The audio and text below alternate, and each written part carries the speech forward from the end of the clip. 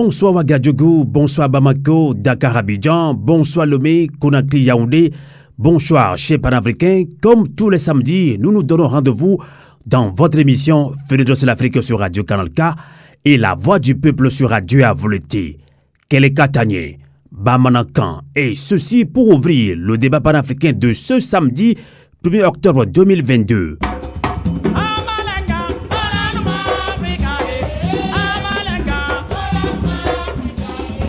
Hier vendredi à Ouagadougou au Burkina Faso, les militaires, avec à la tête le capitaine Traoré Ibrahim, a renversé le colonel Damiba.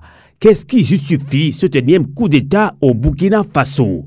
Que comprendre du discours de rupture avec l'Occident tenu par le Premier ministre par intérim malien Abdoulaye Maïga et le ministre des Affaires étrangères du Togo Robert Doucet? Commentaires et analyses dans ce débat panafricain avec nos invités dans cette édition. Mais bien avant cela, nous vous proposons notre éditorial. Merci de votre résistance sur Radio Avouleté. Kele Katanye, Bamanakan.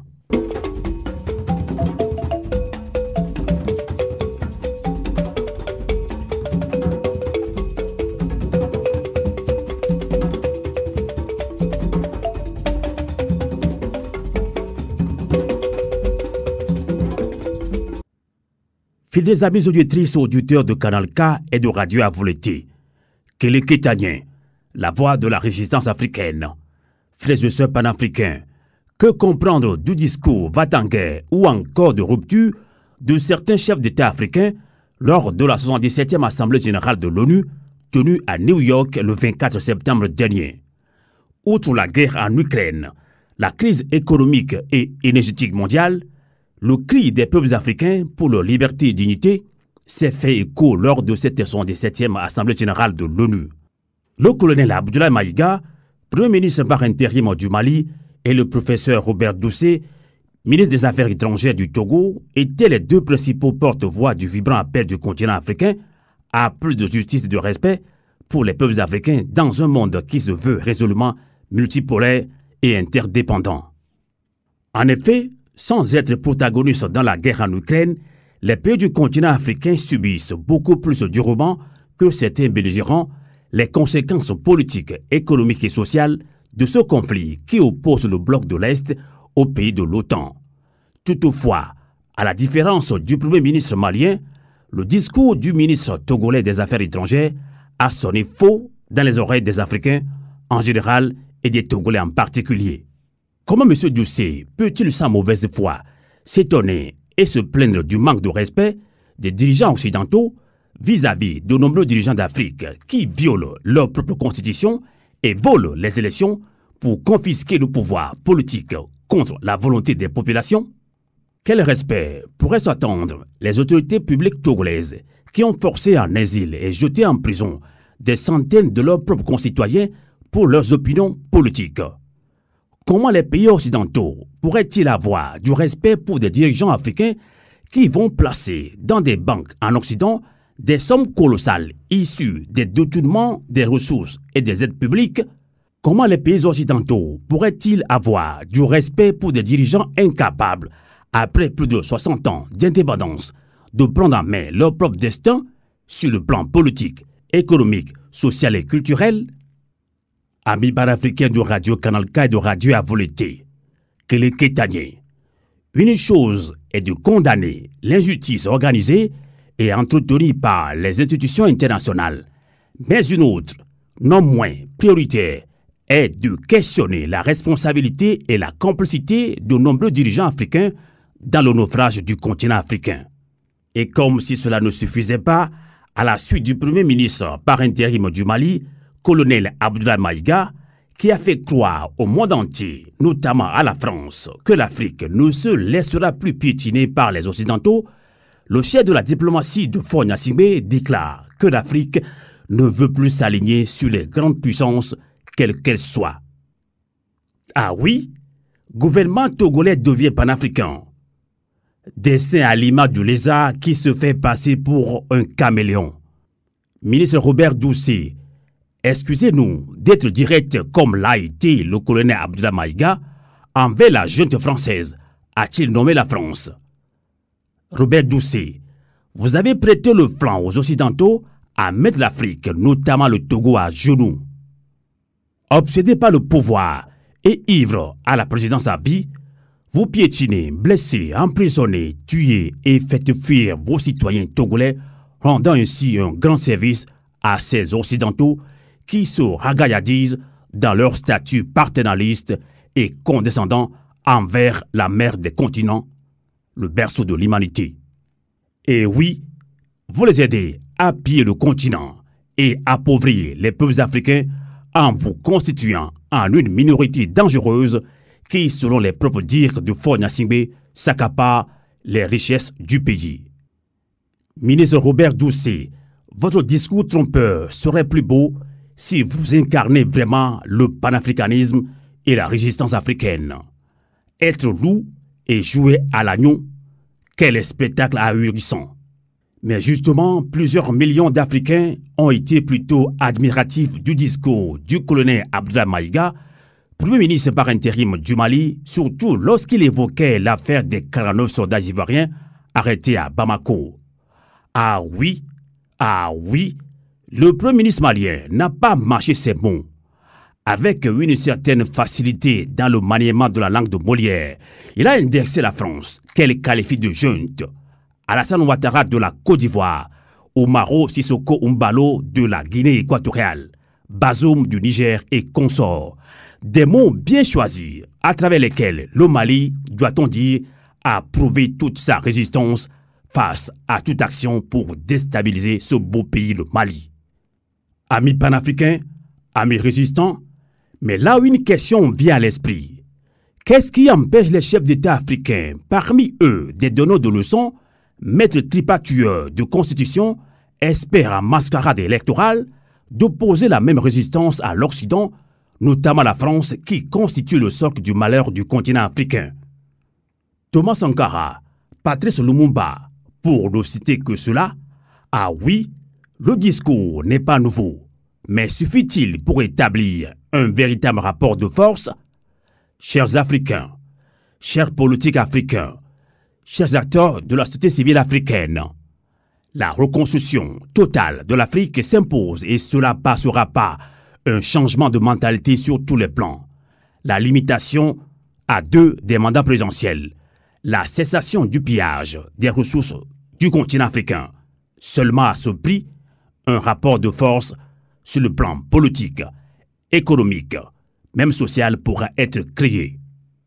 Les chefs d'État africains et les peuples africains doivent alors se lever comme un seul homme, s'armer de courage, s'approprier ce courage dont a fait montre hier Thomas Sankara et aujourd'hui Abdoulaye Maïga du Mali pour mettre définitivement fin au statut d'une Afrique qui tend la main à ses oppresseurs. Novio Avolete, Kokole Tetinta, Keleketanye. La voix du peuple. Merci de votre résistance sur le 3 fois W Radio Avolete.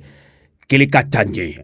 Ça se dit aussi dans une des langues locales au Mali. Keleketanye. Donc c'est Adama qui habite ici même à Fribourg qui nous a montré aussi cette voie de résistance au Mali. Alors bienvenue dans ce débat panafricain. Que comprendre du discours de résistance et de rupture tenu par le Premier ministre par intérim malien Abdoulaye Maïga et le ministre des Affaires étrangères du Togo Robert Doucet à la tribune de la 77e Assemblée générale de l'ONU. Ce débat panafricain réuni autour des grands panafricains. On accueille d'abord ici même en France Adama Coulibaly. Bonsoir. Bonsoir Amos, bonsoir aux auditrices, aux auditeurs, bonsoir aux personnes présentes à l'émission. Adama Coulibaly est président de APP Burkindi, l'alternative patriotique panafricaine. On accueille d'abord au studio, ici même à Fribourg, Radio Avolete, Dr André Lombé. Bonsoir. Bonsoir Sylvain, bonsoir à tous nos auditrices et auditeurs, et puis bonsoir à ceux qui partagent ces réflexions avec moi. Dr André Lombé est ingénieur en télécommunication. Il est vice-président du CRAN, un cercle de réflexion contre le racisme anti-noir. Merci de soutenir les Africains ici même en Suisse et dans le monde entier. Alors, on accueille plus loin en Afrique, justement au Togo, professeur David Dosset, bonsoir. Amos, bonsoir. Bonsoir à mes co-invités et bonsoir à tous ceux qui nous suivent sur votre chaîne. Et professeur David Dosset est premier porte-parole du Front citoyen Togo-Debout. Front citoyen Togo-Debout qui est justement membre de TLP. Tournons la page. Eh bien, avant de commencer le débat panafricain annoncé de ce soir, actualité oblige, parlons du coup d'état militaire au Burkina Faso avec notre invité d'ailleurs, Dr Adama Coulibaly, qui est un acteur politique burkinabé. Eh bien, Dr Adama Coulibaly, après les coups de feu qui ont été entendus hier vendredi très tôt le matin dans le quartier ministériel de Ouagadougou, la confusion persistait jusqu'en début de soirée, donc hier, et finalement, le coup d'état militaire est acté par un communiqué du capitaine Traoré Ibrahim, lu à la télévision nationale. Alors, Dr Adama Coulibaly, un coup d'état de trop, qu'est-ce qui explique selon vous cette situation? Disons que ce n'est pas du tout étonnant qu'il y ait cette situation, parce que le coup d'état de 23 et 24 janvier 2022 était venu en réaction à l'inefficacité du pouvoir de Roch Kaboré, le président Kaboré, face à la crise sécuritaire grave dans le pays.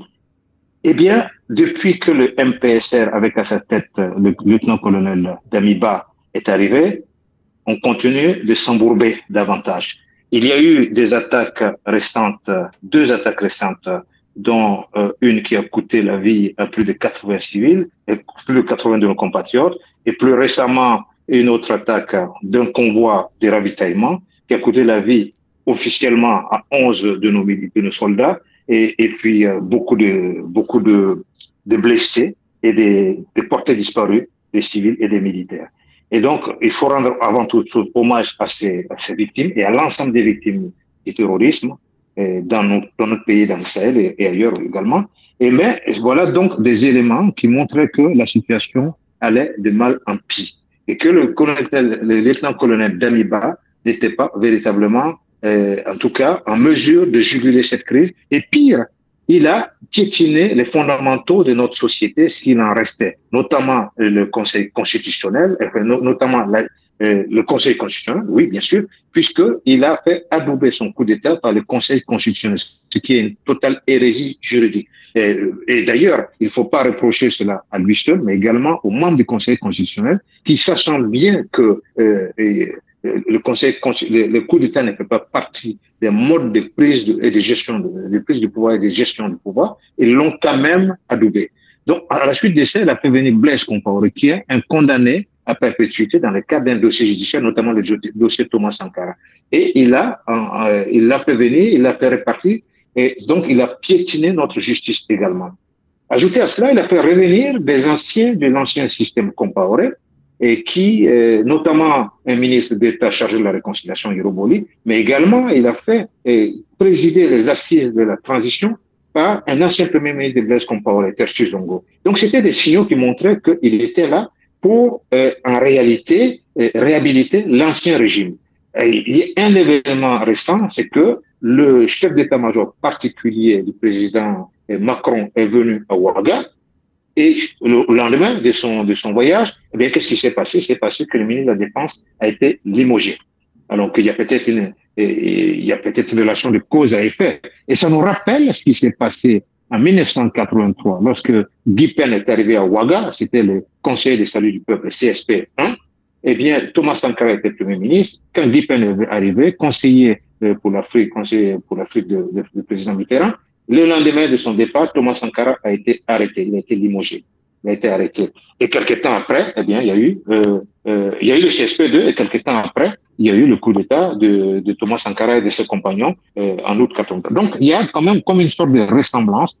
C'est-à-dire que ceux qui avaient fait le coup d'État contre Thomas Sankara et ses compagnons, eh bien, voulaient réhabiliter, s'étaient rapprochés de la France d'une certaine manière. Et c'est d'ailleurs le reproche que beaucoup de Burkinabés faisaient et beaucoup d'observateurs faisaient au président Damiba, c'est qu'il s'était rapproché de la France, il le revendiquait d'ailleurs, il n'arrivait pas à juguler la crise, et ensuite le gouvernement, pendant qu'il demandait un effort de guerre à l'ensemble de la population, a multiplié par 2 le salaire du président et les salaires des ministres, ce qui est totalement inacceptable dans un contexte de guerre que nous connaissons. Donc, ce qui n'est pas étonnant qu'au sein du MPSR, puisqu'il faut dire que c'est le MPSR et le mouvement patriotique pour la sauvegarde et la restauration et qui a fait le ménage en son sein.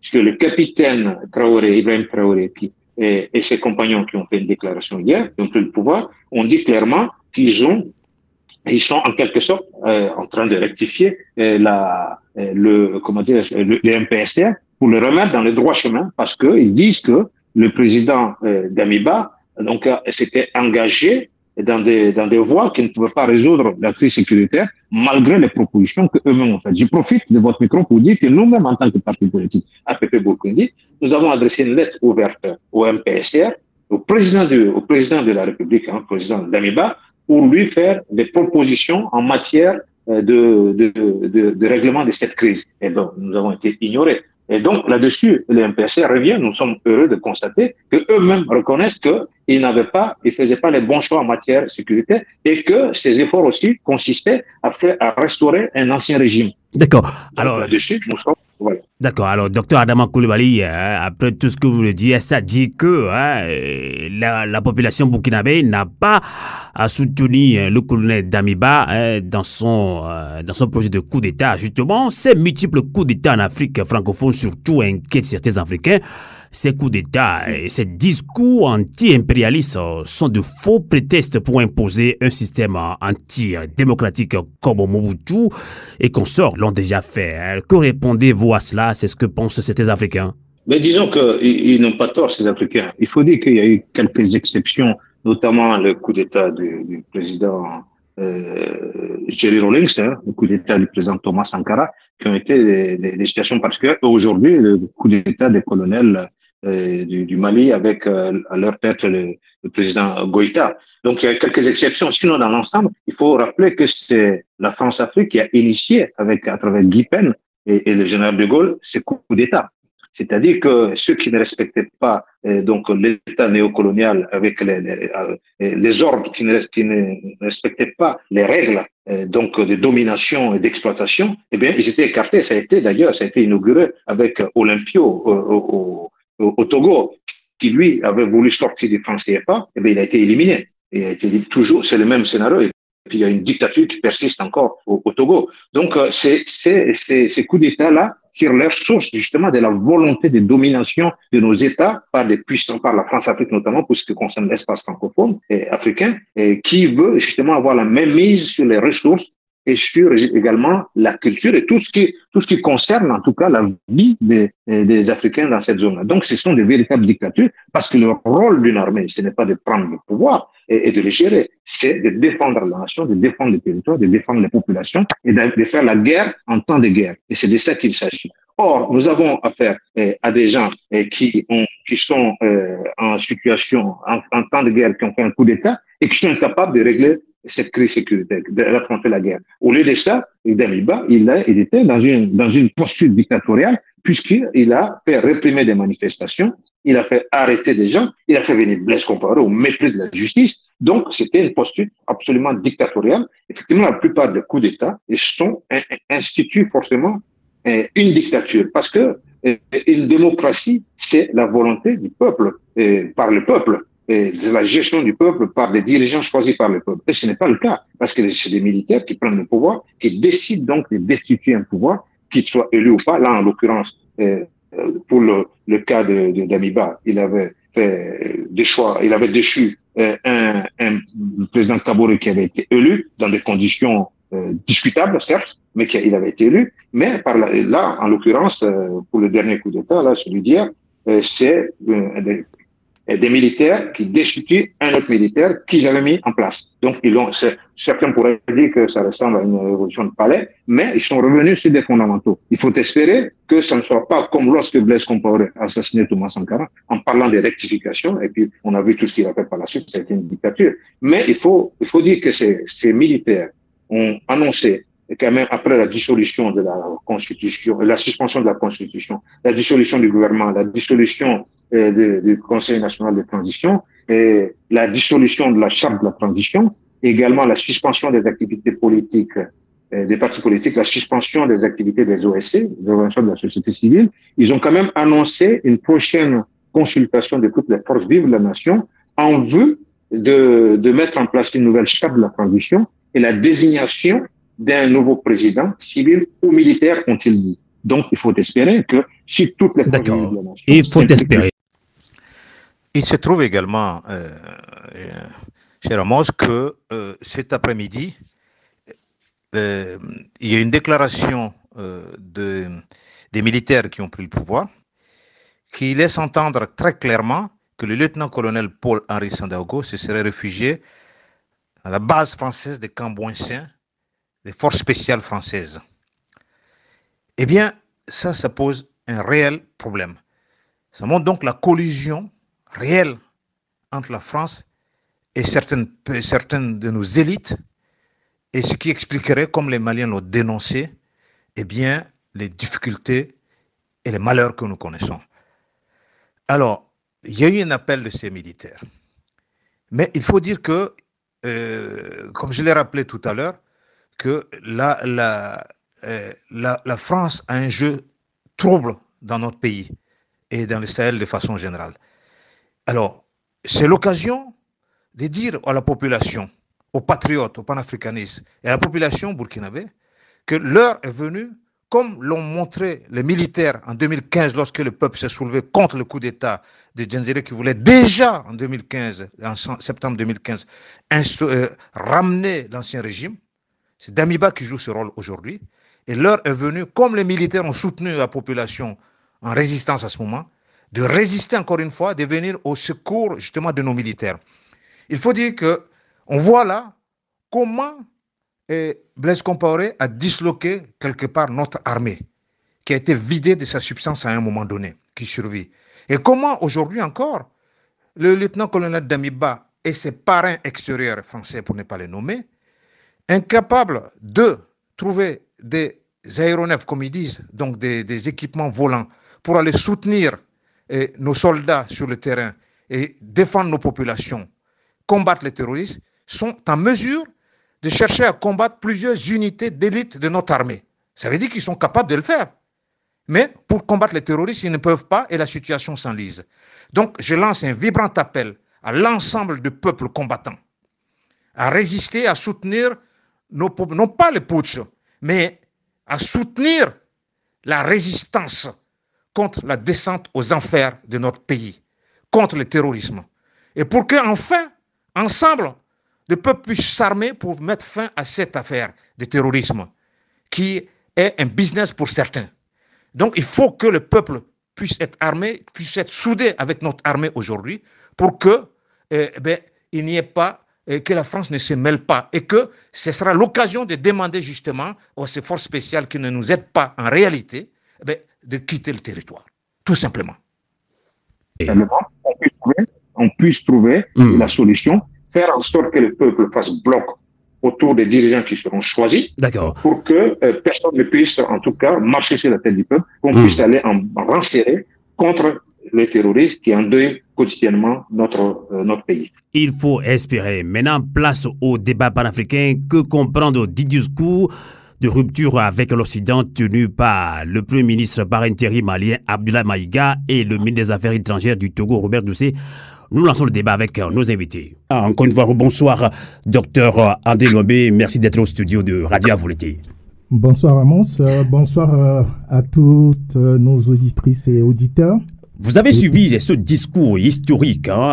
Thomas Sankara avait tenu pratiquement le même discours. Persona, mais également Mobutu Sese Seko Ouattara, mais ça n'a pas changé beaucoup de choses. Donc vous avez suivi ce discours qui a émerveillé beaucoup d'Africains. Alors quelle est votre impression après avoir suivi ce discours tenu à l'ONU? Donc Abdoulaye Maïga, Premier ministre par intérim du Mali.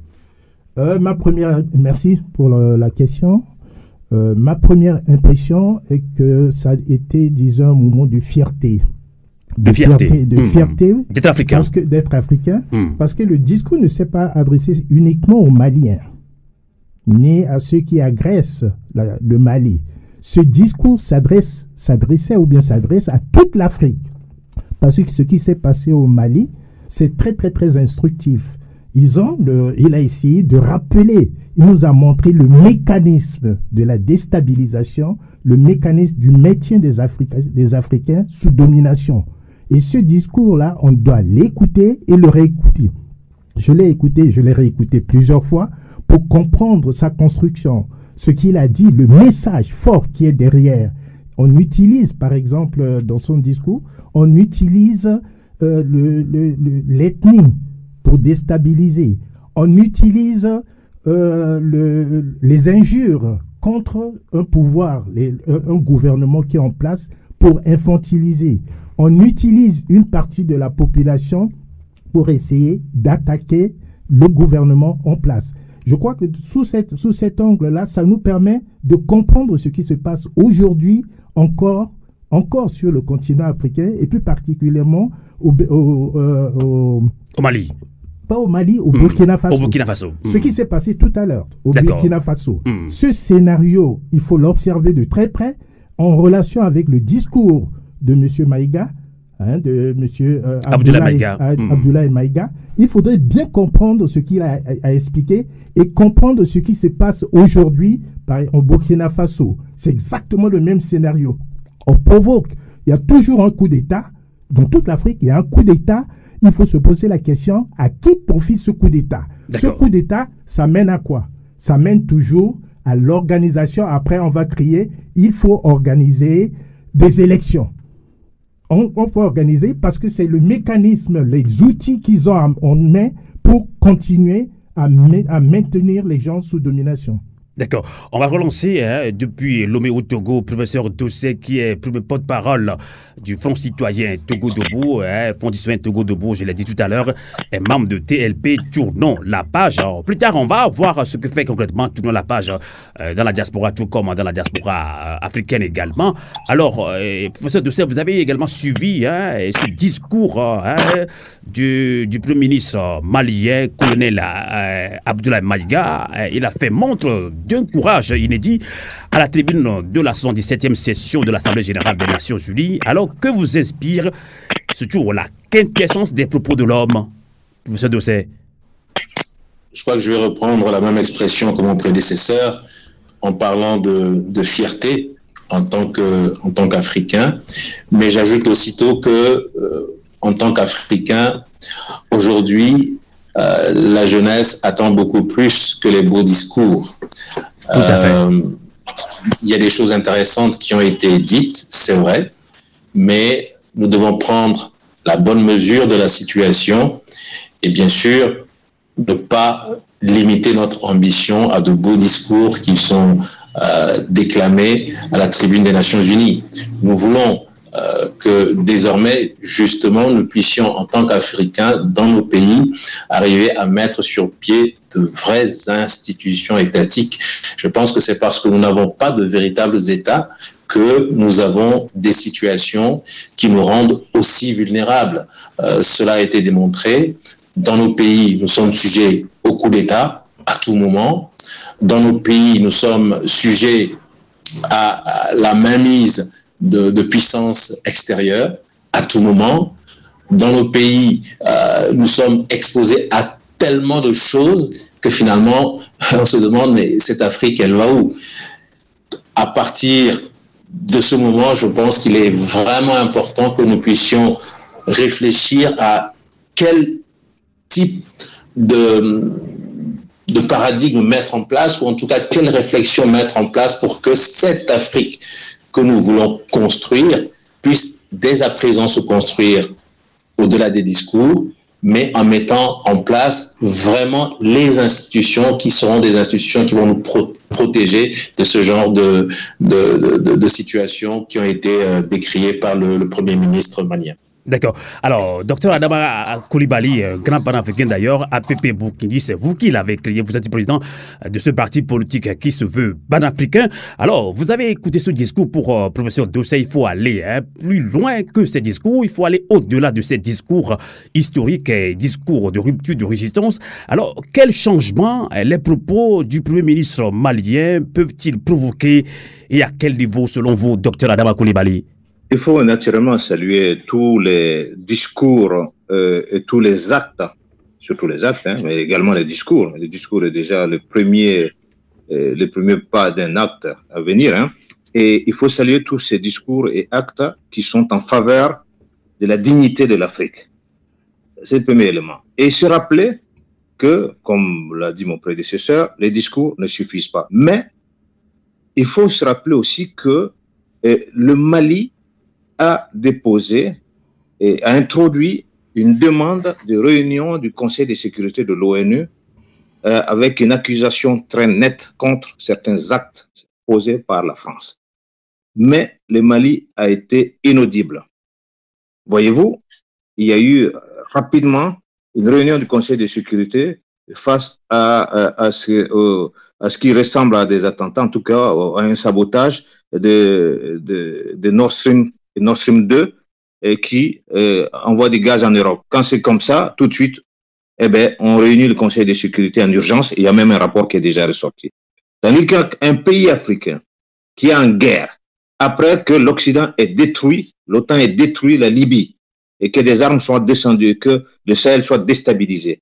Et ce pays-là, après avoir traversé ce qu'il connaît, après avoir accueilli sur son territoire, contraint et forcé l'amunissement, donc une mission des Nations Unies, demande une réunion du Conseil de sécurité, il reste inaudible. Sa demande n'est pas prise en compte. Et donc, la tribune des Nations Unies était une formidable opportunité pour s'adresser à la jeunesse africaine, aux peuples africains, mais également au reste du monde, à ceux qui ne veulent pas entendre la voix de l'Afrique. Et donc, ce discours vient comme une sorte d'écho à un autre discours que nous avons entendu aussi, il y a longtemps de cela, de la part de Thomas Sankara, à la même tribune, et qui avait fait la fierté, qui continue de faire la fierté de l'Afrique et des Africains. Mais pourquoi j'évoque aussi les discours de Thomas Sankara? Et d'ailleurs, ça me permet d'aller aussi à Addis Abeba, où Thomas Sankara avait fait un discours au sujet de la dette.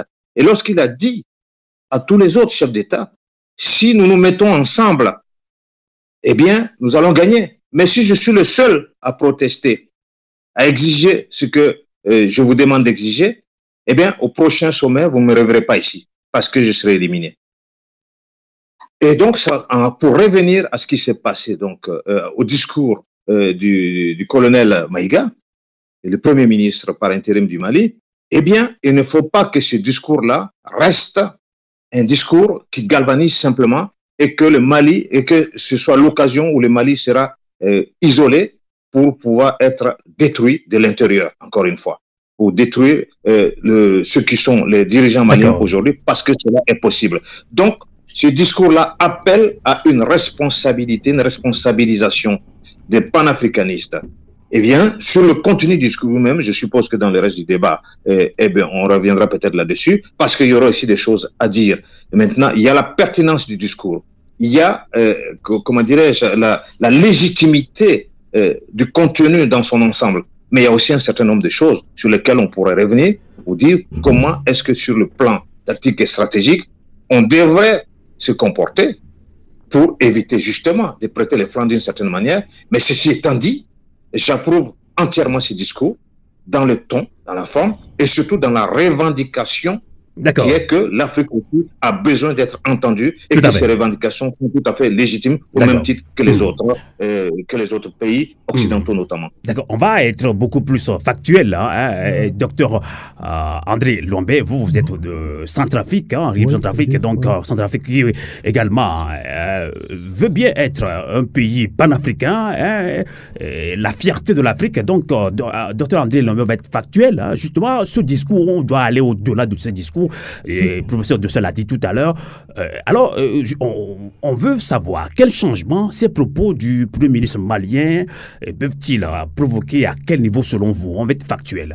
Donc, on sait qu'on a écouté déjà, il y a très longtemps, plusieurs années, Thomas Sankara et Mobutu Sese Seko, ces discours, on l'a déjà entendu factuellement. Quel changement selon vous? D'accord. Je reviendrai un peu rapidement là-dessus parce que le discours de M. Maïga va beaucoup plus loin que le discours de Sankara. Je vais vous donner quelques exemples. Dans son discours, il faut voir la construction de son discours. Il a osé appeler la France la junte également. Oui, il a bien fait. Provocation. Il a bien fait. Ce n'est pas une provocation. Dans son discours, il n'y a rien de provoquant. Là, il faut parfois, on peut se confondre, on peut penser, disons, utiliser donc beaucoup plus résistant. C'est beaucoup plus... Non, c'est même pas résistant. C'est un discours de quelqu'un qui n'est pas complexé. Il n'est pas complexé par rapport à un blanc. Il ne va pas tenir un discours parce qu'il y a un blanc devant lui, parce qu'il y a RFI qui pose une question et qui va répondre au hasard. Ce sont des gens, si je prends toute l'équipe. Et factuellement, quel changement Quel changement qu'il va apporter, c'est que les Africains doivent comprendre le mécanisme qui fait que l'Afrique n'est pas unie jusqu'aujourd'hui. Pourquoi nous ne sommes pas unis? Voilà, disons, des cas concrets des chefs d'État qui s'alignent derrière des étrangers lorsque un pays africain est concrètement attaqué. Il y a eu une coalition qui s'est formée subitement derrière la France lorsque la France commençait à agresser verbalement le Mali. Et progressivement, on a vu que ces États-là, ils sont, disons, les masques sont tombés avec des actes qu'ils ont posés. Et voilà où nous sommes arrivés aujourd'hui. Et dans son discours, qu'est-ce qu'il a fait? Il a essayé de faire le récapitulatif de tout ce qui s'est passé avec des exemples précis du comportement de chacun jusqu'au niveau des Nations Unies, du secrétaire général des Nations Unies. Et dans son discours est toujours sur la base du respect vis-à-vis de ses interlocuteurs. Quand il s'adresse à Ouattara, par exemple, pour ce qu'il a fait, quand il parle de notre aîné avec du respect, mais il lui rappelle en même temps que son comportement, ce qu'il est en train de faire, n'est pas correct. Ça, c'est un. Lorsqu'il s'adresse au secrétaire général de l'ONU, il lui parle, il dit, vous êtes un ami du Mali, vous êtes un ami du Sahel, mais il lui rappelle quand même qu'il ne peut pas s'empêcher de lui rappeler, de lui parler, de lui dire quelques vérités. Et c'était pas dans les compétences du secrétaire général de l'ONU d'intervenir dans ce dossier. Pourquoi? Parce que beaucoup de chefs d'État ont été injuriés, insultés, humiliés sur la scène internationale. Personne n'a osé décortiquer, le dire clairement. Sarkozy était parti quand... je reviens en 2010-2011, Sarkozy a insulté les Africains au Sénégal. Sarkozy a insulté Babo. Il a dit, Babo doit quitter le pouvoir. Donc, il y a ce discours d'infantilisation des Africains, ce discours qui rabaisse les Africains. Personne, aucun chef d'État ne les a repris systématiquement. Ils ont été très méthodiques dans leur façon de présenter les choses, ce qui sert de leçon à toute la jeunesse africaine, à tous les peuples africains, de comprendre comment ils opèrent. Ça, c'est un. De deux, pour terminer là-dessus, la question que nous devons nous poser, que fait les armées occidentales, l'armée française, encore en Afrique? Si ce n'est pas, parce que la relation humaine ne se fait pas avec des militaires. Et ça, c'est quelque chose que son discours met vraiment en évidence qu'il y a quelque chose qui se passe, on ne pourra jamais s'en sortir aussi longtemps qu'il y a cette ingérence extérieure. Tout à fait. Il n'y a pas que le discours du Premier ministre par intérim du Mali, Abdoulaye Maïga. Il y a aussi le Togolais, le ministre des Affaires étrangères. Le Togo, longtemps considéré comme un pays dictatorial, mais qui se veut maintenant panafricain. Beaucoup d'Africains se disent un petit peu choqués. Donc, on va relancer, professeur, de ce qui est justement panafricain et togolais. Je vais reprendre un petit peu un passage du discours du ministre des Affaires étrangères. Justement, Robert Doucet, il a dit, il dit, l'Afrique attend à plus d'égalité, de respect, d'équité, de justice dans ses relations et partenariats avec le reste du monde, avec les grandes puissances, quelles que soient. Aujourd'hui, les Africains veulent être de vrais partenaires du reste du monde. C'est ce qu'a affirmé Robert Doucet, ministre des Affaires étrangères du Togo, à la tribune de la 77e session de l'Assemblée générale des Nations Unies. Alors, professeur Doucet, vous êtes panafricain togolais. Alors, que vous inspire ces propos du chef de la diplomatie togolaise? Oui, je dirais que heureusement qu'il n'est pas le seul à tenir cette position au Togo et en Afrique. Nous, les Africains, je crois qu'aujourd'hui, nous sommes dans une véritable situation de prise de conscience et cela se voit dans nos prises de position, cela se voit dans nos déclarations et je crois que le ministre Doucet, qui, je le rappelle, est professeur de philosophie politique, a saisi l'ère du temps et s'est dit que ce serait peut-être de bonne guerre, ce serait peut-être bien de s'inscrire dans l'ère du temps et d'avoir cette position panafricaniste. Donc, je le salue par rapport à cette évolution, mais comme je l'ai dit tantôt, pour moi, il faut vraiment qu'on aille au-delà des discours, parce que si un pays comme le mien, un pays comme le Togo, exige du respect pour lui-même, exige du respect pour l'Afrique, exige du respect pour les populations africaines, la première chose à faire de mon point de vue, c'est que dans son attitude, le régime togolais lui-même montre qu'il respecte sa population et que les libertés, les droits fondamentaux sont respectés au Togo. Et dans ce cas, le ministre Doucet aura toute la latitude. Donc vous voulez nous dire que le ministre Robert Doucet a plutôt, entre guillemets, menti sur ce qui se passe au Togo dans son discours aux Nations Unies? Vous savez, moi, je suis quelqu'un de très respectueux, je n'utiliserai pas ce terme, mais je vous rappelle déjà que le ministre Doucet avait écrit un livre intitulé « L'Afrique malade de ses hommes politiques ». Et dans ce livre, il fustigeait un peu toutes ces attitudes que nous connaissons à la tête de nos pays, incompétence, dictature, irresponsabilité, et il ne comprenait pas qu'un continent aussi riche que l'Afrique puisse être le dernier de la classe, et il avait un doigt accusateur pointé donc sur nombre de dirigeants. Et j'avais eu l'occasion lors d'une rencontre publique de lui poser la question, puisque nous nous étions retrouvés lors d'une cérémonie organisée par l'Union européenne, et je lui avais posé la question, mais vous qui aviez écrit ce beau livre et qui aviez fait un beau diagnostic, maintenant que vous êtes de l'autre côté de la barrière en tant que ministre, quel est votre avis? J'avoue que je n'ai pas été satisfait de la réponse qui m'a été présentée. Donc c'est pour dire que je crois que le ministre Doucet, il a beaucoup de compétences en ce qui concerne sa capacité d'analyse. Je le rappelle, c'est un philosophe politique, quelqu'un de très calé dans sa matière. D'accord. Et donc il a pu faire un beau diagnostic, mais est-ce que il a le courage d'aller au-delà et de dire la réalité en ce qui concerne notre pays que nous partageons, lui et moi, le Togo? Docteur, plutôt professeur David Doucet, Robert Doucet parle de paix à la tribune des Nations Unies, mais au même moment, ça langue de bois, des comportements en déphasage avec la culture de la paix sont promis au Togo, à savoir l'emprisonnement des acteurs sociopolitiques pour justement pour leur expression et opinion, l'arbitraire, l'instrumentalisation de la justice pour régler des comptes politiques et civils. Est-ce que vous comprenez sa position aux Nations Unies? Justement, moi, j'ai voulu être assez poli, j'ai voulu, dans mon intervention, dire les choses de façon édulcorée, mais je crois que il est dans une position assez incompréhensible. Tous les reproches qu'il pourrait faire à l'Occident par rapport à l'Afrique aujourd'hui, ces mêmes reproches, on pourrait les faire par rapport au régime qu'il est en train de servir. Le Togo, aujourd'hui, c'est le pays où il y a, depuis 1967, le même système, la même famille qui régente le pays. Le Togo, c'est le pays où on a une restriction de l'espace civique. Tous les rapports internationaux sur les droits de l'homme démontrent qu'il y a une violation perpétuelle des droits humains au Togo.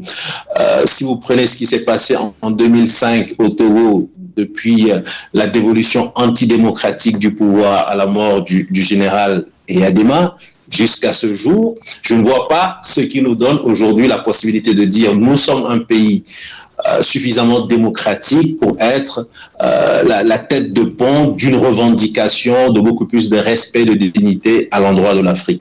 Au contraire, nous sommes peut-être un des pays, malheureusement, qui contribue à faire de l'Afrique ce qu'elle est aujourd'hui. Un continent où il y a très peu de respect, un continent où il n'y a pas d'institutions suffisamment fortes pour apporter cette stabilité qui empêcherait justement ces puissances étrangères de faire ce qu'elles veulent et de tirer sur certaines ficelles. Voilà, donc... on a compris, on a compris pour ces informations à nos auditrices, auditeurs de Radio Kanaka et de Radio Afro-L'été. Il faut dire qu'au Togo, il y a plus de centaines de prisonniers politiques qui coupent encore dans les prisons du Togo.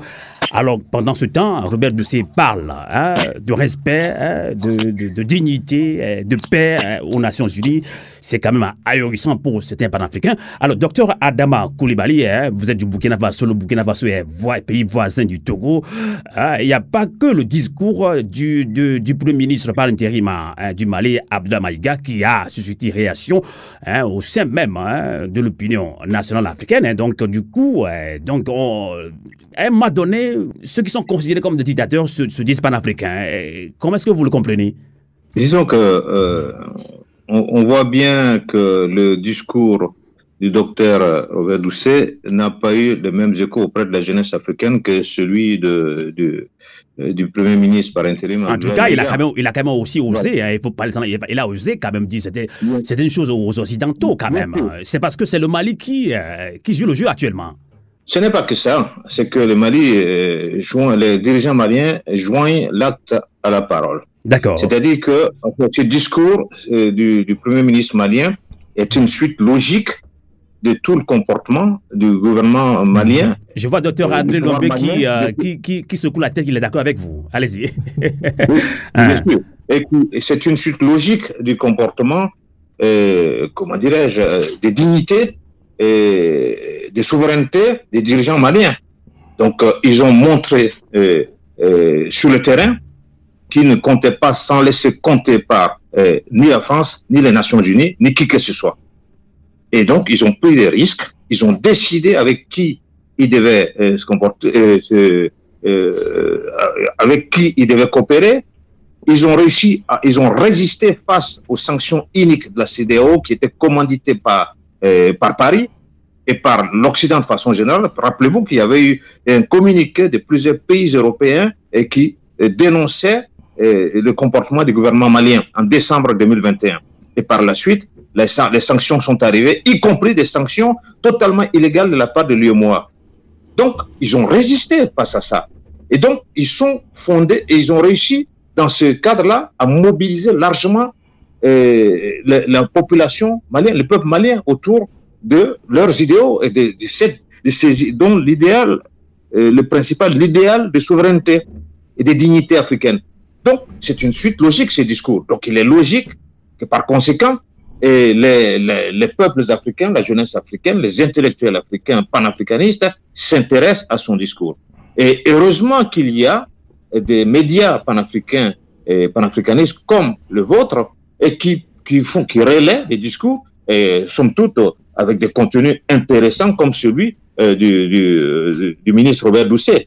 Et ça fait penser justement au dictateur Mobutu qui avait tenu un discours tout à fait intéressant à la tribune de l'ONU.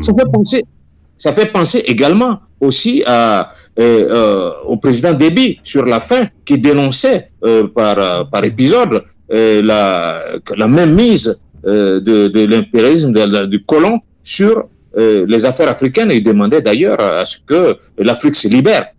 Mais ceci étant dit, le pouvoir togolais, comme le pouvoir tchadien et celui du président Mobutu, c'était des pouvoirs absolument dictatoriaux. Donc, il ne suffit pas de faire des discours au moment où ils sont en difficulté, ces pouvoirs. Parce que ces pouvoirs sont en réelle difficulté, parce qu'il y a une mauvaise gestion, non seulement des populations. Pour vous, c'est de la manipulation, c'est ça? Oui, c'est de la manipulation, bien sûr. Mais ce n'est pas que de la manipulation. Je ne pense pas que ce soit que ça. D'accord. Parce que ces gens-là finissent par comprendre quand même que le seul recours, le premier et le dernier en réalité, c'est le peuple. Et que donc, il faut qu'il y ait l'adhésion des populations et qui était obtenue par eux par la violence politique. Et à un moment donné où ils sentent qu'ils sont plus ou moins lâchés par les Occidentaux, qui eux-mêmes ont leurs propres problèmes, eh bien, ils commencent à tenir des discours comme ça pour s'attirer la sympathie des populations. Exactement. Sinon, avant de faire ça, il faut avoir les comportements qui vont bien avec les discours. D'accord.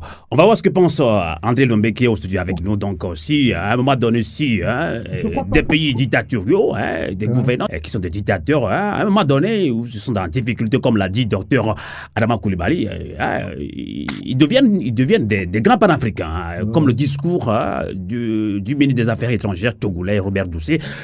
C'est pas moi qui le dis, les faits sont là. Le professeur David Doucet l'a dit tout à l'heure, il y a plus d'une centaine de prisonniers politiques au Togo, il n'y a plus de liberté d'expression, l'opposition est carrément mise de côté, donc là, aux Nations Unies, on devient panafricain. Qu'est-ce que cela vous inspire? Ça m'inspire une chose, c'est que nous ne devons pas tomber dans le piège des discours. Le discours du président de M. Abdoulaye Maïga ne peut pas être comparé avec le discours de monsieur Robert Doucet. Robert Doucet, pour la simple raison que dans les discours maliens, il nous a fourni des indicateurs très puissants. Ces indicateurs nous permettent d'analyser ce qui se passe dans les autres pays. Dans les autres pays, même si ce sont des dictatures, ils sont calmes, on ne dit rien. Qu'est-ce que ça veut dire cet indicateur? Ça veut dire que derrière eux, il y a le colon. Le colon est là avec sa base militaire. Le colon est là avec ses armées pour faire en sorte que ça ne change rien. Pourquoi je dis ça? Quand j'étais encore étudiant en Centrafrique à Bangui, Bokassa pouvait se permettre des discours contre la France. Mais l'armée française est là. L'armée française est là. On dit, mais vous pouvez nous insulter un peu pour dire que pour montrer aux Africains que vous êtes indépendants, que vous pouvez nous parler. C'est un jeu qui est fait. Aussi, et l'indicateur que le Mali nous donne, chez nous, il n'y a pas de base militaire. Ils vont aller vers la libération d'avoir. Donc, vous pensez que le discours de Robert Doucet, c'est de l'hypocrisie? C'est pas de l'hypocrisie. Il essaie de dire quelque chose, c'est une analyse profonde qu'il a faite, mais ce discours ne change rien parce que ça fait plaisir aux colons. Ça fait plaisir aux colons, comme les discours que M. Ouattara peut prononcer. Ça ne change rien. Parce que le colon, il est là avec son armée, il sait que ça ne change rien. Mais Robert Doucet a dit quand même certaines vérités, quand même, assez occidentaux quand même. Oui, il a dit des vérités assez occidentaux, mais l'indicateur que le Mali nous a donné de dire que ces discours, tu ne peux le prononcer que lorsque tu as d'abord une assise populaire, il a une assise populaire, il y a toute la population qui est derrière lui. Et deux, tu n'as pas l'armée coloniale qui est sur ton territoire. Et là, tu es libre de dire ce que tu veux. Ça ne change rien. Ce qu'il a dit, s'il va un peu plus loin, demain, il y aura un coup d'État au Togo. Je vous le garantis. D'accord. Voilà comment ça se passe. Donc, cette référence du Mali, il est très, très, très important de se débarrasser de cette occupation militaire. Parce qu'on ne coopère pas. Les relations humaines ne sont pas fondées sur, disons, par l'intermédiaire des bases militaires. D'accord. On va relancer à Lomé au Togo, professeur Doucet, porte-parole du Front citoyen Togo-Dogo. Vous l'avez dit tout à l'heure qu'il faut aller au-delà des discours, même si ce sont des discours de rupture, de résistance. Alors, vous misez sur la limitation à 2 des mandats présidentiels, justement. Vous avez parlé tout à l'heure également, il faut mettre des institutions fortes en Afrique. C'est pas que des discours. Mais justement, professeur David Doucet, la limitation à 2 des mandats présidentiels à la tête des États, notamment de l'Afrique de l'Ouest, est au cœur de vos actions ces dernières années. À Cotonou, au Bénin, vous avez pu obtenir, au-delà de son acceptation du bâton de la limitation des mandats, l'adhésion du président Patrice Talon. Au Botswana, le président Masisi est allé loin en offrant à la campagne le slogan « One, Two and No More ». À Dakar, vous avez prévu un concert pour lancer officiellement la campagne sur la limitation à 2 des mandats présidentiels et malheureusement, le concert a été interdit. Alors, professeur David Doucet, je pense que vous n'êtes pas tellement déçu. Parlez-nous un peu de ces différentes actions et aussi de la campagne qui n'a pas pu être lancée à Dakar. Oui, tout à fait, Amos. Une analyse approfondie de la situation sociopolitique dans plusieurs pays africains démontre que disons, beaucoup de situations conflictuelles sont en rapport justement avec cette volonté de captation perpétuelle ou cette volonté de confiscation du pouvoir politique par un certain nombre de régimes. Et donc, on s'est demandé, mais comment est-ce qu'on peut faire pour apporter une réponse appropriée à cette volonté de confiscation du pouvoir politique. Et je pense que nous tous qui sommes à cette émission, nous savons comment ça se passe. On tripatouille les constitutions, on modifie les constitutions, on dit que c'est une nouvelle république, on met les compteurs à zéro, les populations manifestent, on tire dans la population, ce sont des morts, des blessés, des mutilés, des exilés, etc., etc. Dans certaines situations, c'est l'armée qui est obligée d'intervenir pour mettre fin à ce chaos. Et donc, cette période de transition démocratique qu'on avait connue après les années 90, finalement, on s'est rendu compte que ça n'a pas servi à grand-chose. On a fait partir des régimes militaires, on a fait venir des régimes civils, finalement, qui avaient les mêmes caractéristiques en termes de volonté de captation de pouvoir. On s'est donc dit, mais pourquoi ne pas tout simplement institutionnaliser le principe de l'imitation ? Que ça ne dépende plus de la bonne arrive, s'il fait un mandat, s'il a la chance d'en faire un deuxième, quelles que soient ses compétences, il est obligé de partir parce que c'est ce que dit la loi. Et donc, par rapport à ça, nous nous sommes dit, on va se lancer dans une campagne. Il ne s'agira plus simplement d'organiser un colloque pour dire de belles choses. C'est comme pour les discours. Hein. Je pense que les colloques, il y en a eu beaucoup. Moi, j'en ai participé à beaucoup, hein, où on a dit il faut la démocratie, il faut consolider la démocratie, il faut consolider le constitutionnalisme. Mais au sortir du colloque, tout s'arrête là, les lampes s'éteignent et on passe à autre chose. On s'est dit, cette fois-ci, nous voulons nous inscrire sur la durée. Il faut faire quelque chose qui dure suffisamment longtemps dans le temps pour avoir suffisamment d'impact au sein de l'opinion afin d'obliger un certain nombre de réformes à s'opérer au niveau des institutions africaines. Donc voilà un peu le principe qui a guidé un peu nos actions et qui nous a amené à nous associer à des artistes engagés, parce que les artistes en Afrique ont beaucoup de poids, et même au-delà de l'Afrique, les artistes ont beaucoup de poids, ils sont écoutés. Donc nous avons dit, on s'engage avec des artistes sur 18 mois, avec le soutien de tous. Et je suis content qu'il y ait des personnes aussi illustres à cette émission. Je lance un appel. Vraiment, c'est un cri du cœur, M. Koulibaly et tous les autres qui sont là. Je vous en prie, apportez votre voix, apportez votre soutien à cette campagne afin que dans 3 mois, dans 6 mois, partout en Afrique, on dise, nous voulons que nos chefs d'État sachent qu'ils ne feront plus jamais de 2 mandats à la tête de leur pays. Et ensemble, un jour, peut-être que nous irons à la CEDEAO pour dire, cette fois-ci, cette réforme, elle passe. Ce n'est pas parce que le président du Togo a dit non, ce n'est pas parce que le président de la Côte d'Ivoire a dit non, ce n'est pas parce que le président du Sénégal a dit non que cette réforme ne va pas passer. La majorité des populations soutient cette réforme. Il faut la limitation à 2 du nombre de mandats.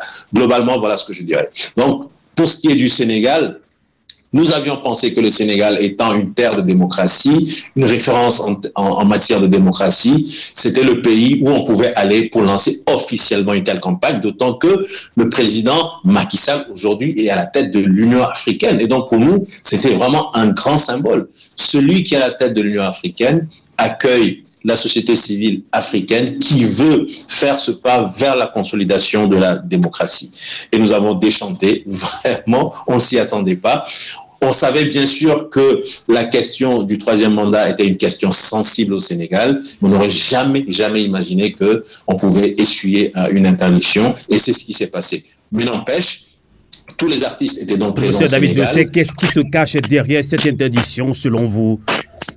Moi, je ne parle pas en tant que Togolais, mais si vous voulez, je répète ce que les Sénégalais m'ont dit. Les Sénégalais m'ont dit, mais ce qui s'est passé est révélateur des réelles intentions de notre président. C'est ce que les Sénégalais nous ont dit. Et donc, je crois que c'est clair aujourd'hui que si le président Macky Sall, qui est à la tête de l'Union africaine et qui a le devoir de défendre la démocratie telle que le veut la jeunesse africaine, aujourd'hui a pu interdire un concert sur la démocratie, sur la limitation, je pense que c'est extrêmement grave face à l'histoire. Je ne sais pas ce que demain sera au Sénégal, mais j'ai écouté aujourd'hui Madame Aminata qui avait soutenu le président Macky Sall et qui maintient sa position. Il n'est pas question qu'après avoir, il y a 10 ans, lutté contre le 3e mandat de M. Wade, soutenir un quelconque 3e mandat de notre président sénégalais. Je pense que cette dame, elle a dit des choses absolument importantes.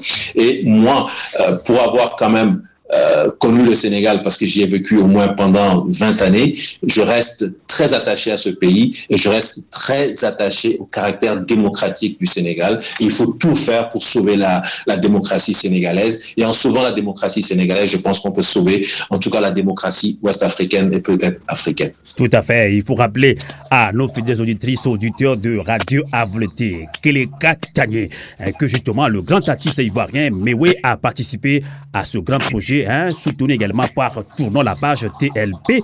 Alors, docteur Adama Coulibaly, vous avez écouté tout à l'heure professeur David Doucet du Togo. Nous sommes des panafricains sur ce débat panafricain. Alors, ce discours historique, ce discours de résistance, de rupture du Mali, du premier ministre malien Abdoulaye Maïga, suscite beaucoup de réactions. On va conclure. Vous voulez revenir sur ce discours un petit peu, mais pour conclure, peut-on s'attendre à un réveil de la classe des chefs d'État africains? On parle d'abord des chefs d'État africains. Peut-on s'attendre à un réveil de la classe des chefs d'État africains à partir du glas qui semble être sonné par Abdoulaye Maïga? Je voudrais vraiment rendre hommage au travail qui a été battu, à tout ce que je viens d'entendre par notre frère sur ce formidable projet, qui est un projet quand même vital pour le vivre ensemble en Afrique, même s'il peut s'adosser sur l'expérience et l'histoire de l'Afrique et des Africains, parce que nous devons pouvoir trouver nos propres modes de fonctionnement en partant de notre histoire et de nos traditions. Et donc, nous ne devons pas rejeter cette modernité qui d'ailleurs s'est construite aussi en imitant un peu ce que nos anciens avaient su construire avant. Donc, nous sommes capables de faire ça. Et je pense que dans ce chemin de construction, il y a la limitation des mandats, puisque c'est l'existant aujourd'hui. Et ça, c'est vraiment une bonne chose. Il faut souscrire à ça. Et je voudrais donc, pour répondre précisément à la question, dire que, en fait, les chefs d'État, ils font ce qu'ils veulent parce qu'ils ont la latitude de le faire. Et si les peuples sont conscients, sont mobilisés et font en sorte qu'on respecte les textes qui constituent la loi fondamentale dans nos pays, eh bien, il n'y aura pas de manipulation de ces mandats. C'est parce que nous sommes dans des avatars d'État néocolonial qu'il est possible de manipuler, de faire ce qu'on veut, puisque ces chefs d'État-là, on sait qui ils sont, enfin certains savent qui ils sont, largement, longtemps avant les élections. Ils sont désignés par des gens qui sont extérieurs à nos pays, pour ce qui concerne l'Afrique francophone, par la France. Ce qui explique que, eh bien, dans un contexte où il n'y a pas de réelle démocratie, où le peuple n'est pas écouté, eh bien, les chefs d'État feront ce qu'ils voudront, parce que la Constitution ne sera qu'un machin, un bout de papier, comme on l'a vu au Burkina Faso avec le président Damiba, qui fait un coup d'État en janvier 2024, le 24 janvier 2022, le 23-24 janvier 2022, et qui, par la suite, qu'est-ce qu'il fait? Il impose au Conseil constitutionnel d'avaliser ce coup d'État, de l'introniser. Et d'ailleurs, la faute ne vient pas seulement à lui, la faute revient aussi aux membres du Conseil constitutionnel qui savent pertinemment que cela n'est pas inscrit dans la loi fondamentale, dans la Constitution. Ils l'ont quand même fait, mais c'est très grave. Et dans le même temps, on voit par la suite qu'un condamné à la prison à vie peut venir au Burkina et repartir. Donc, on piétine tout ce qui peut, tous les piliers du vivre ensemble. Et donc, il est important qu'avant même les chefs d'État, ce soit plutôt les patriotes, les panafricanistes africains qui comprennent que leur sort dépend d'eux-mêmes, de leur comportement. Et à partir de là, ils feront en sorte que les chefs d'État proviennent, que ce soit des femmes ou des hommes, proviennent justement des milieux panafricanistes et patriotiques africains. À partir du moment où c'est quelqu'un qui est chef d'État, qui comprend ses enjeux, qui est choisi par son peuple, eh bien, je suis persuadé qu'il va respecter justement ce que ce peuple lui aura dicté comme démarche à suivre. Et que s'il y a des bons garde-fous, eh bien, s'il commence à vouloir appliquer ce qui n'est pas dans le droit chemin de l'intérêt des populations, eh bien, qu'il puisse être dégagé, qu'il y ait des mécanismes et des garde-fous qui puissent permettre cela.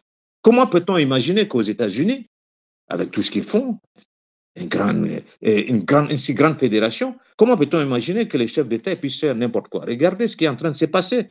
Et il y a l'ex-président Trump qui a des ennuis judiciaires. Mais est-ce que cela est possible avec nos chefs d'État qui manipulent la Constitution? Et non, ce n'est pas possible parce que le contexte s'y prête. D'accord, on va conclure. Donc, il faut conclure. Pour conclure que, en fait, la responsabilité nous revient à nous autres qui pensons politique, qui nous engageons dans l'action politique, soit en faisant notre travail d'intellectuel, tout simplement, soit en étant dans des projets comme celui qui veut imposer, c'est très vertueux, qui veut imposer donc la limitation des 2 mandats à toute l'Afrique, hein, c'est une bonne chose, soit en étant dans l'action politique, en créant des partis panafricanistes, comme ce qui est mon cas et d'autres camarades. Eh bien, il faut que chacun, dans le rôle qu'il s'assigne, puisse travailler à ce que ces exigences puissent être explicitées, qu'elles soient comprises par une minorité suffisante qui elle-même va continuer à faire le travail pour que la majorité des Africains puissent s'approprier ces exigences et qu'elles soient imposées au final. Et en ce moment-là, nous pourrons ensemble imposer ce qui vient de nous-mêmes et pas ce qui nous est imposé de l'extérieur, comme on l'a fait tantôt avec les conférences nationales souveraines qui n'ont rien donné, sauf mettre en place des artifices de démocratie qui n'ont fait que plonger davantage l'Afrique dans la souffrance, dans la misère, dans la domination. En tout cas, merci beaucoup, Dr Adama Coulibaly. Je rappelle que vous êtes président de APP Boukindi, parti politique basé au Burkina Faso, l'alternative patriotique et panafricaine. Merci d'avoir participé à ce débat panafricain. On va laisser également conclure ce débat en ligne depuis le professeur David Doucet. Je vous poserai la même question. Discours historique du colonel Abdoulaye Maïga du Mali. Donc ça suscite beaucoup de réactions, beaucoup de motivation, message de résistance. Vous avez dit qu'il faut aller au-delà des discours. Alors peut-on s'attendre à un réveil de la classe des chefs d'État africains à partir du glas qui semble être sonné par Abdoulaye Maïga du Mali pour conclure ce débat panafricain? Très sincèrement, je pense qu'il faudra plus pour que justement il y ait ce virage à 180 degrés des chefs d'État, comme tu sembles le souhaiter, Amos. Je crois qu'il y a des propositions intéressantes qui ont été données et qui appellent à cette nécessité en termes d'engagement, justement, panafricain, de vous, des personnes qui veulent que l'Afrique change, des personnes qui veulent voir l'Afrique se développer et montrer un autre visage. Si nous attendons que le changement vienne des chefs d'État, je pense que nous attendrons longtemps. Donc, il y a des actions à faire. Il y a des initiatives à prendre, il faut se soutenir mutuellement, il faut surtout éviter de cloisonner les initiatives. Ce qui est en train d'être fait avec Tournons la page, ça ne concerne que Tournons la page, il faut justement éviter ce genre d'attitude. Et je pense que si il y a une initiative qui semble être intéressante et qui semble aller dans l'intérêt de la majorité, il faut que les autres apportent justement leur soutien afin de donner beaucoup plus d'allant, beaucoup plus de visibilité à cette action, afin que cette action aboutisse, qu'elle atteigne ses objectifs et qu'elle apporte un changement. Aujourd'hui, je le répète, parce que c'est quelque chose qui nous tient à cœur, nous venons de lancer officiellement cette campagne avec le soutien des artistes que vous avez nommés, Mewe de la Côte d'Ivoire, Didier Awadi du Sénégal et bien d'autres. Ils sont 11 pour commencer. D'autres ont souhaité déjà les rejoindre. Et cette action, nous l'espérons, va faire en sorte que la question de la limitation à 2 du nombre de mandats présidentiels en Afrique fasse débat partout. Et une fois que ça fait débat partout, ça nous donne beaucoup plus de légitimité pour aller exiger cette réforme qui doit se faire au moins à la CEDEAO pour commencer, ailleurs peut-être ensuite, mais au moins dans les 12 mois à venir, nous espérons être en mesure d'exiger que la CEDEAO réponde aux préoccupations des communautés africaines et qu'elle ne réponde plus seulement aux préoccupations de 3 personnes qui estiment qu'elles sont suffisamment puissantes pour imposer leur point de vue et prendre en otage la majorité de la population communautaire, de la population régionale ouest-africaine.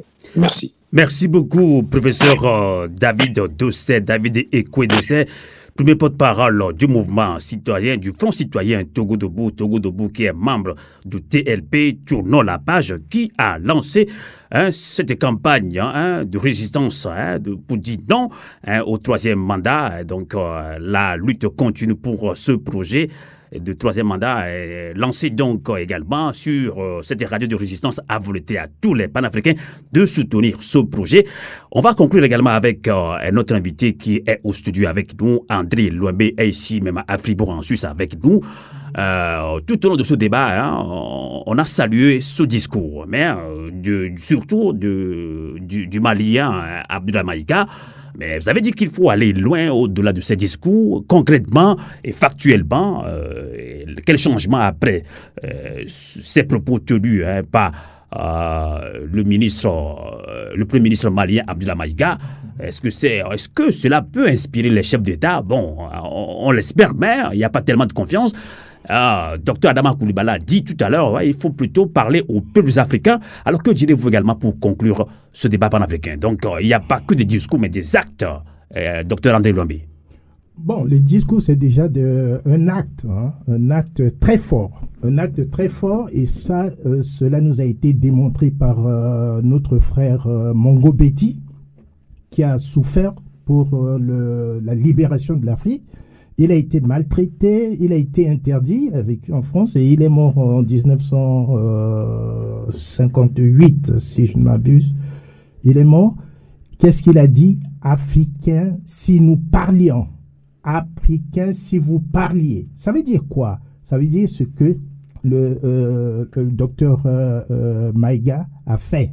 Il faut dire les choses. Pour dire les choses, il faut être libre de parler. Tu es libre de parler chez toi. Ça peut motiver. Ça motive beaucoup lorsque tu as la population, parce qu'ils ont évoqué aussi les autres, mes prédécesseurs, ont parlé de la population.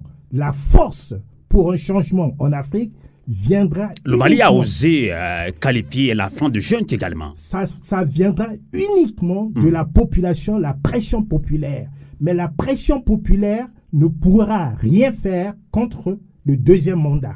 Même si la limitation, le 3e mandat, si nous obtenons une limitation à 2 mandats, aussi longtemps que nous n'avons pas poussé beaucoup plus loin le diagnostic, rien ne va changer. Qu'est-ce que ça veut dire? Ça veut dire que les gens qui vont venir après 2 mandats, ces personnes seront imposées aussi par le biais de la corruption. Je peux vous donner le cas, par exemple, dans mon pays, en Centrafrique, où lorsque un président, celui qui a gagné officiellement, après, tous les candidats se retrouvent dans une salle, on lui dit, vous avez tel montant, laissez la place à tel. Qui vient corrompre les gens? La France corrompt ces gens-là.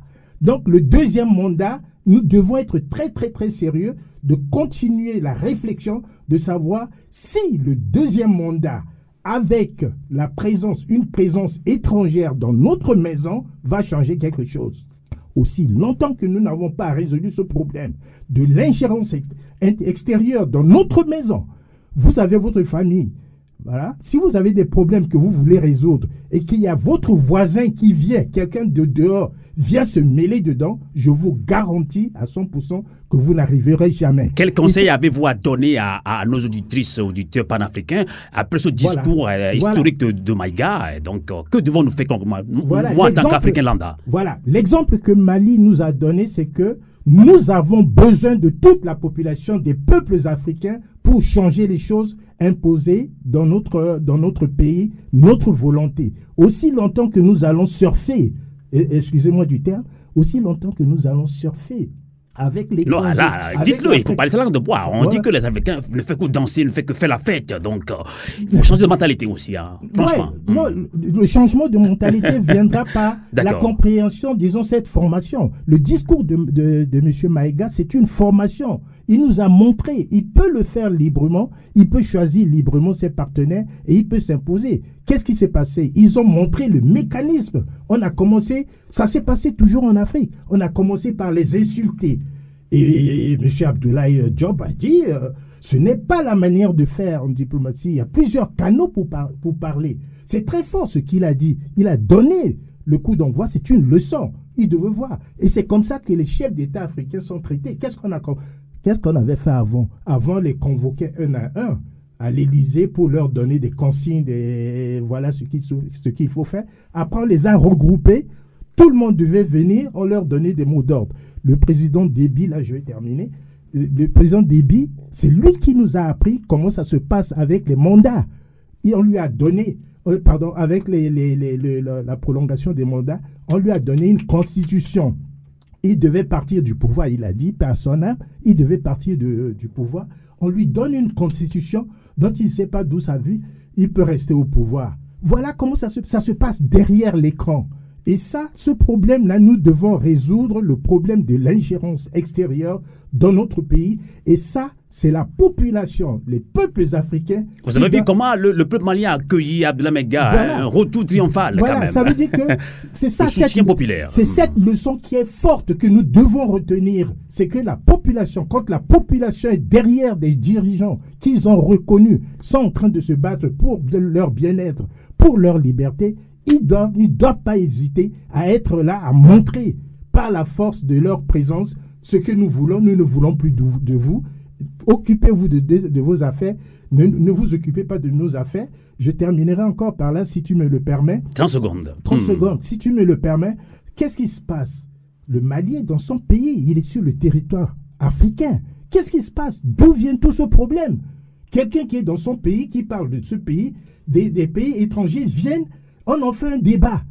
On devait dire, tous les peuples africains devaient, disons, si c'est les régimes libres, ils devaient dire, mais écoutez, il est chez eux, laissez-le diriger. Et c'est comme ça que ça se passe. Cette leçon, il faut savoir. Ça veut dire que il faut avoir un régime militaire. Après, on va mettre la pression. On dit, il faut un régime civil parce qu'on sait qu'on va corrompre des gens pour continuer de maintenir les gens sous domination. Ce mécanisme, il est très puissant. Il faudrait le comprendre. Et nous devons comprendre cela pour en finir avec les ingérences extérieures. Je te remercie en tout cas. Merci Mekou. Merci beaucoup. Docteur André Lombé, qui nous vient de Centrafrique. Centrafrique, c'est un beau pays également. Vous êtes ingénieur en télécommunication, justement à la retraite. Vous êtes vice-président du CRAN, un cercle de réflexion anti-noir. Merci aussi d'aider les Africains en Suisse et dans le monde entier, puisque le racisme, on le vit également.